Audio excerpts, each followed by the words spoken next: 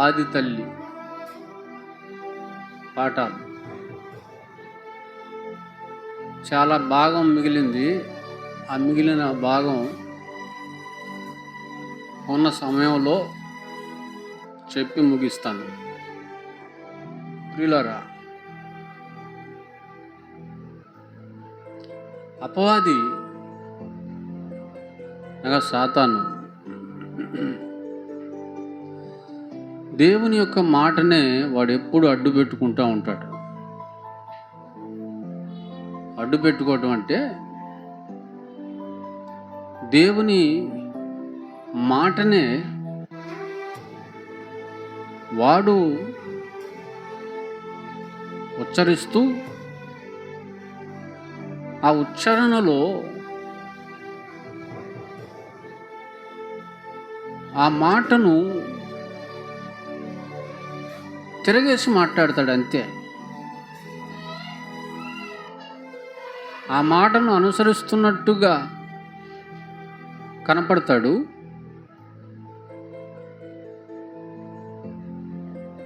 పర్వాలేదులే, ఆ దేవుని మాటనే అనుసరించి మాట్లాడుతున్నాడు కదా అనుకుంటాం. అలా అనుకొని ఆలకించామా, తర్వాత ఆలకించినందుకు చాలా అవహేళన పాలైపోతాం, అపహసించబడతాం. ఆ విషయమే ఇక్కడ మనం చూడబోతున్నాం. అవ్వ దేవుని మాటనే చెప్పింది అపవాదికి.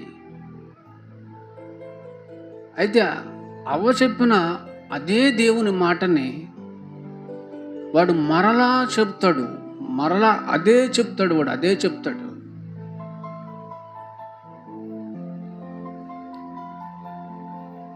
వాడు చెప్పే అవకాశాన్ని ఇవ్వకూడదు. వాడు మరలా దేవుని వాక్యాన్ని చెప్పేటువంటి అవకాశాన్ని మనం ఇవ్వకూడదు. ఇవ్వకుండా ఉండాలంటే ఏం చేయాలి? దేవుడు ఒక విషయాన్ని చెప్పిన వెంటనే, ఒక వాక్యాన్ని చెప్పిన వెంటనే, ఒక మాటను చెప్పిన వెంటనే ఆ మాట వెంటనే మనలో ఫలభరితం కావాలి. మనలో వెంటనే అది కార్యసిద్ధిని కలుగు చేయాలి. వెంటనే అది మొలవాలి, వెంటనే అది ఫలించాలి, వెంటనే దాని ప్రకారంగా మనం చేసేయాలి, అమలు చేసేయాలి, నడుచుకోవాలంతే. ఇది వెంటనే జరిగిపోవాలి, విన్న వెంటనే జరిగిపోవాలి. అలా జరగలేదనుకోండి, ఆలస్యమైందనుకోండి, ఆ ఆలస్యాన్ని వాడు సద్వినియోగం చేసుకుంటాడు. ఆ ఆలస్యం వాడికి అవకాశం అవుతుంది.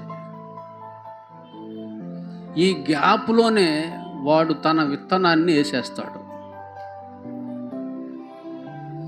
దేవుని విత్తనం పడగానే అది ఫలించేటట్లుగా నువ్వు ప్రిపేర్ అయి ఉండాలి.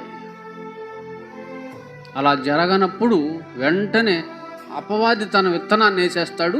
అది వెంటనే ఫలించి మొక్కై మానైపోయేటట్లుగా వాడు తన పనిని ప్రారంభిస్తాడు.